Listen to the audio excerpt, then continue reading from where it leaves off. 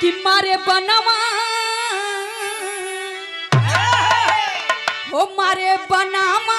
राम गिरले रवनवा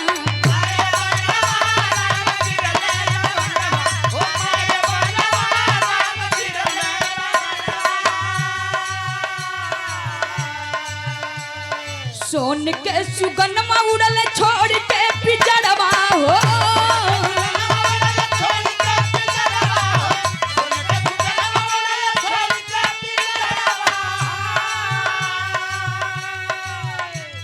सुरनार मुन के जुड़ाइल ही अरवा हो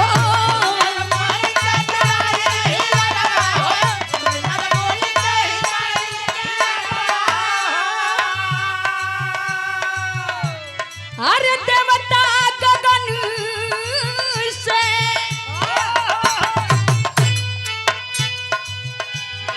देवता गगन से बरसा में सुमनमा मारे बनवा राम गिरले रमनवा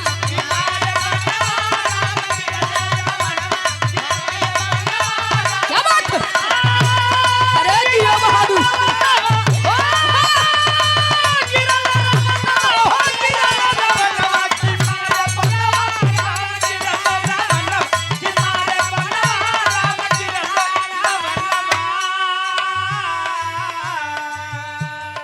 पुरुषोत्तम श्री रामचंद्र जी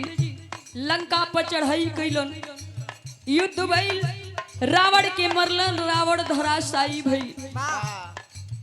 अयोध्या में जब वापस अइलन तो वही समय दीप जला के दियना जला के लोग पुरुषोत्तम श्री रामचंद्र जी का स्वागत करल लो तब से लोग दीपावली मनावे लगल लो भइल का कवि जी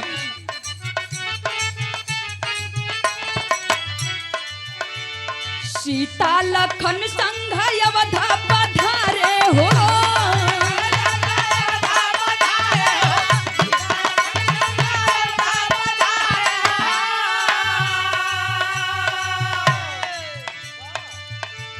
कौशल्या सुमित्रा जी आरती उतारे हो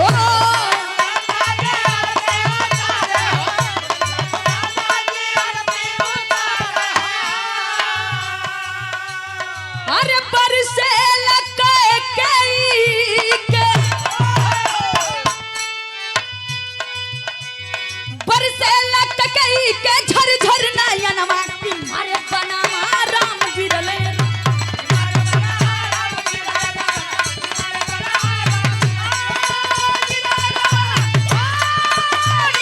क्या बात है?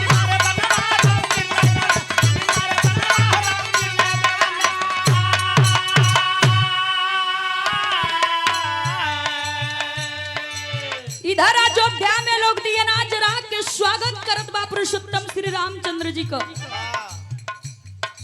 माता कौशल्या जी माता कैकेयी जी घर में बैठल बड़ी माता कौशल्या जी से पुरुषोत्तम श्री रामचंद्र जी पूछ देलन कि सब लोग दिखाई देत बा लेकिन कहीं हमरे माता कैकेयी जी दिखाई नहीं खी दे पुरुषोत्तम श्री रामचंद्र जी जब इतनी बात कहलन माता कौशल्या जी कहली कि कवन मुंह लेंगे यही तोहर स्वागत करे खातिर उन्हीं के वजह से तो 14 वर्ष के तोहरा के वनवास भइल रहे पुरुषोत्तम श्री रामचंद्र जी सबके आगे से हटा के जाके माता कैकेयी जी से मिलल माता कैकेयी के प्रणाम कैलन कहला माता सब लोग हमरा स्वागत में उपस्थित बा लेकिन राहुल ना अइली माता कैकेयी जी कहली कि हमरा ऊपर बेटा इतना बड़ा कलंक लग गई तू आज जितना भी तकलीफ झेलला हमरा वजह से झेलला हो पुरुषोत्तम श्री रामचंद्र जी कहलन कि ओकर हमके तकलीफ नहीं खे अपना बेटा के भलाई खातिर हर माई सोचेली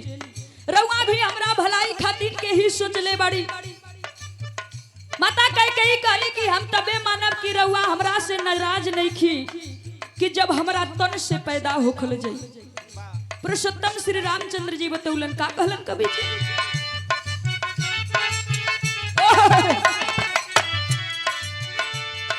लागल कलंक मोरी फूट गई भगिया हो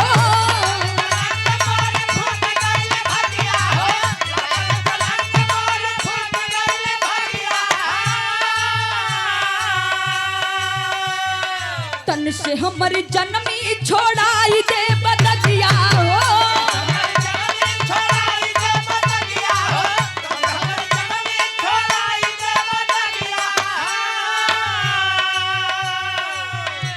कहे राम द्वापर में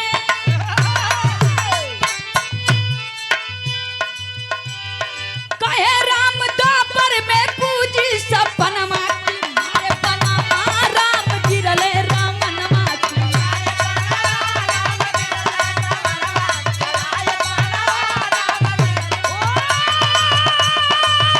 अरे जिया तू ही शेर बड़ा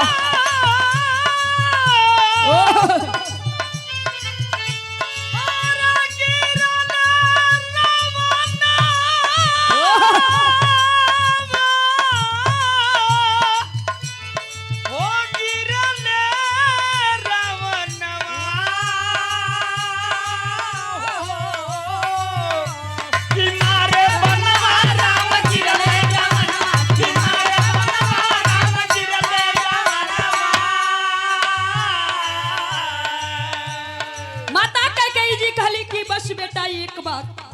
हमरा कोखी से पैदा होखा तब हम जानब कि तू हमरा से नाराज नहीं खो।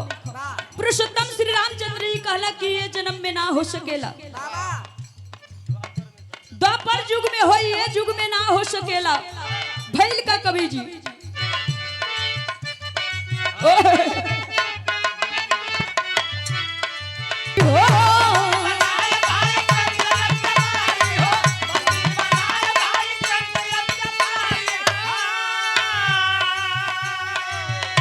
अरे जलिया में आधी रात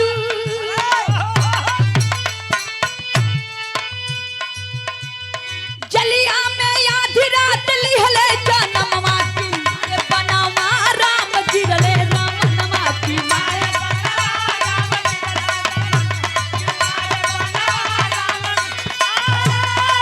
क्या बात है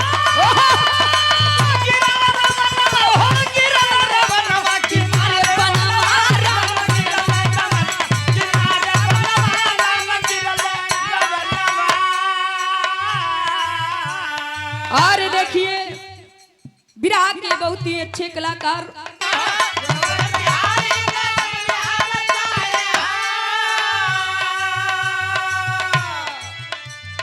रामलाल बच्चन नंद घर पहुंचाए हो